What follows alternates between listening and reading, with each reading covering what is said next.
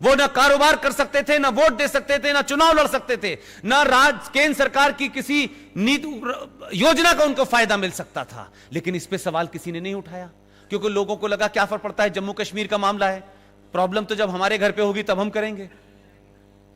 ये प्रॉब्लम आपके दरवाजे पे खड़ी हुई है, ध्यान रखिएगा। सत्ताएं रहेंगी, लेकिन राष्ट्र को बचाने के लिए समाज को बाहर आना पड़ेगा। ये जिन खतरों की आप चिंता कर रहे हैं, उस खतरे की चिंता मुझे नहीं है। 4 राज्यों का देश, 20 करोड़ पॉपुलेशन। ऐसा लगता है कि भारत के सामने सबसे बड़ा चैलेंज पाकिस्तान है।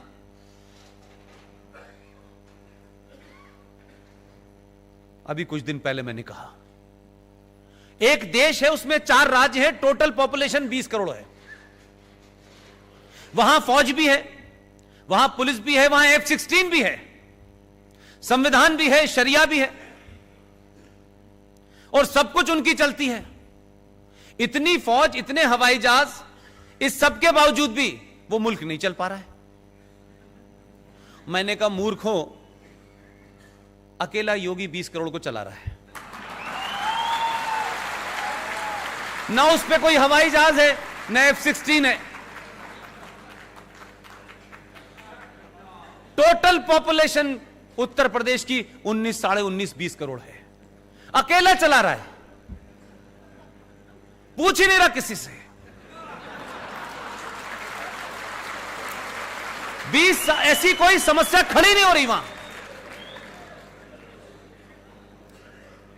अब वहां पे गुहार लगाई जा रही है, 6-6 इंच लंबी, 1-1 मीटर लंबी डालियां कह रही हैं गलती हो गई, अल्लाह खुदा के वास्ते माफ कर दो, आखिरी बार हुई है गलती। उसने कहा ना,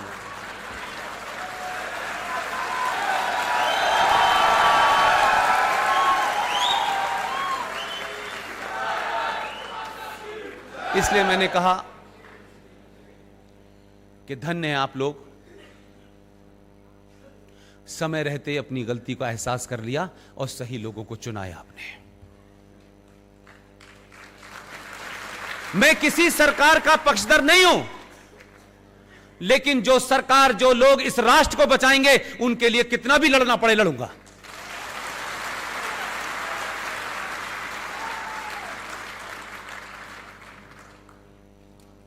स्थिति वापस ले जाना चाहता हूं। वो 70 साल से जम्मू कश्मीर की इस्लामिक हुकूमत से, जहां मुसलमानों की मेजॉरिटी थी, 90% कानून उस विधानसभा में एंटी हिंदू हुए। सरकारें आई, सरकारों को ब्लैकमेल किया गया, वहां का आतंकवाद, वहां का सेपरेटिज्म, और वहां की सरकारें एक साथ कोऑर्डिनेशन में काम करती थी। दिल्ली की सरकार को झुकाना है तो आतंकवाद को बढ़ा देना है, दिल्ली की सरकार को दुनिया में बदनाम करना है तो हुर्रियत को आगे बढ़ा देना है। तीनों का ऐसा एपरेटस मिला हुआ था कि आप हुर्रियत को पुचकारते थे। और यह भी शायद आपको खबर नहीं होगी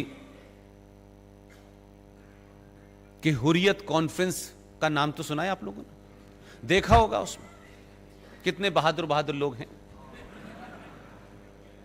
भारत सरकार 100 करोड़ रुपया पर ईयर उन पर खर्च करती थी। जो भारत के संविधान को आग लगाते हैं, जो भारत की सुप्रीम कोर्ट को नहीं मानते, जो भारत की पार्लियामेंट को नहीं मानते, जो उस जम्मू कश्मीर का विलय पाकिस्तान में करने के लिए मुहिम चलाते हैं, इस देश की बौनी सरकारों की मजबूरियां देखिए कि उन जैसे लोगों को एक आदमी का उठना बैठना, जाना, खाना पीना, बीमारी, उनके इलाज के ऊपर 100 करोड़ रुपया पर साल का बजट था। कोई पूछना ही नहीं चाहता। एक राज्य जिसका जीडीपी में 0% कंट्रीब्यूशन है, मेरे और आपके टैक्स से पलने वाले लोग इस देश में देशद्रोही पैदा कर रहे थे। हमारी पुलिस, हमारा भाई फौज का सबसे ज्यादा अगर भारत में अपने ही इंटरनल आतंकवादियों से मारा गया है, उस राज्य का नाम है जम्मू कश्मीर। हर मां ने अपने बच्चे को भेजा कि वो वहां जाएगा, बॉर्डर पे लड़ेगा, पूरा तंदुरुस्त भेजा। लेकिन जम्मू कश्मीर के अंदर जिस इस्लामिक आतंकवाद को सरकारों ने पनपाया, सत्ता पे बैठने का रास्ता देखा, वो बच्चे जो साबुत घर से गए थे वो वापस लौट के आए तो हिस्सों में नहीं थे। हरियाणा का कोई गांव ऐसा नहीं है जिस गांव का बच्चा जम्मू कश्मीर में इंटरनल जिहादी आतंकवादियों से न मारा गया हो, इस्लामिक आतंकवाद का शिकार न हुआ हो। वही राज्य कहता है कश्मीर को जमहूरियत चाहिए, इंसानियत चाहिए और कश्मीरियत चाहिए। यानी इस देश में बाकी 30 सूबों को इंसानियत नहीं चाहिए, सिर्फ इन्हें ही चाहिए। यह अल्लाह के फरिश्ते हैं। वहां 100 करोड़ से घटते घटते बजट ही समाप्त हो गया है। ये अंदरूनी तकलीफें हैं। लोग सड़क पे पत्थर इसलिए नहीं मान रहे कि हज करते वक्त पता चला कि शैतान को पत्थर मारा जाता है। हज की एक परंपरा है कि हज जब आप जाएंगे तो जब तक वो अराफात की पहाड़ी पे एक बड़ा सा पत्थर है उस पे उठा के कंकड़ नहीं मारेंगे, उसे शैतान माना जाता है। इसलिए पत्थर मारने की परंपरा यह है कि जिस पे ऊपर पत्थर मार रहे हैं ये इस्लामिक लोग, इसका मतलब है वो शैतान है। ये नई परंपरा नहीं है, ये वहां से आई है। जो आज देश को जलाने उतरे हैं, जो देश में आग लगाने उतरे हैं, उनका दर्द समझिए क्या है। आपने ऐसा डॉक्टर भेजा है बिना सर्जरी के इलाज कर रहा है।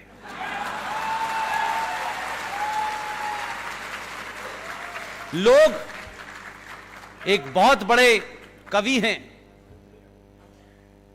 उनकी 2 लाइनें मुझे इस स्थिति पे ज्यादा अच्छी लगती हैं।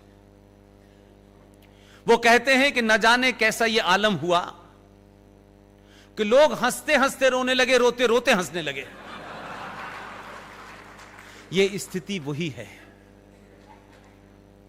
धारा 370 और 35 पे नहीं हटी है।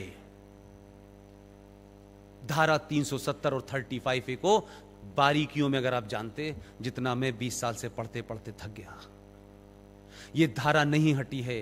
ये भारत के अंदर, आजाद भारत में बौने नेताओं के दबाव में पिछले 70 साल में एक पैरेलल सत्ता थी, जो इनविजिबल सत्ता थी, जो आदर्श सत्ता थी, उसको समाप्त कर दिया है।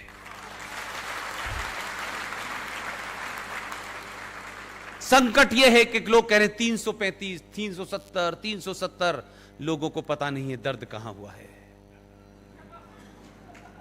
यह जो एक मैं बार बार कह रहा हूं कि जैसे ही आप इस देश में संविधान की बात करेंगे, कुछ लोग कहेंगे नहीं, हमारा मजहब पहले है, हम आईन को नहीं मानते, हम शरिया को मानते हैं।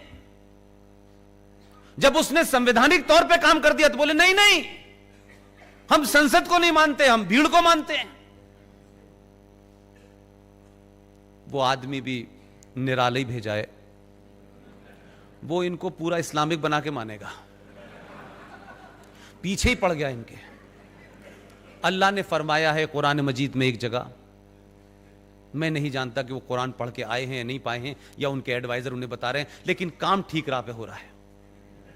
कुरान मजीद में एक जगह लिखा हुआ है, क्या है मुसलमानों, मेरे ऊपर ईमान लाने वाले लोगों, मैंने इस कायनात, इस सृष्टि के अंदर, इस ब्रह्मांड में सब कुछ तुम्हारे लिए रखा है। तुम्हारी जितनी भी जरूरतें हैं उसका मैंने इंतजाम किया हुआ है। मेरी एक ही शर्त है कि मैंने तुम्हें जिंदगी जीने के जो रास्ते बताए हैं उसी पे चलते रहना, और अगर तुम मेरे बताए रास्ते से उतरे तो मैं इस जमीन पे कुछ लोग भेजूंगा जो तुम्हें रास्ते पे ले आएंगे।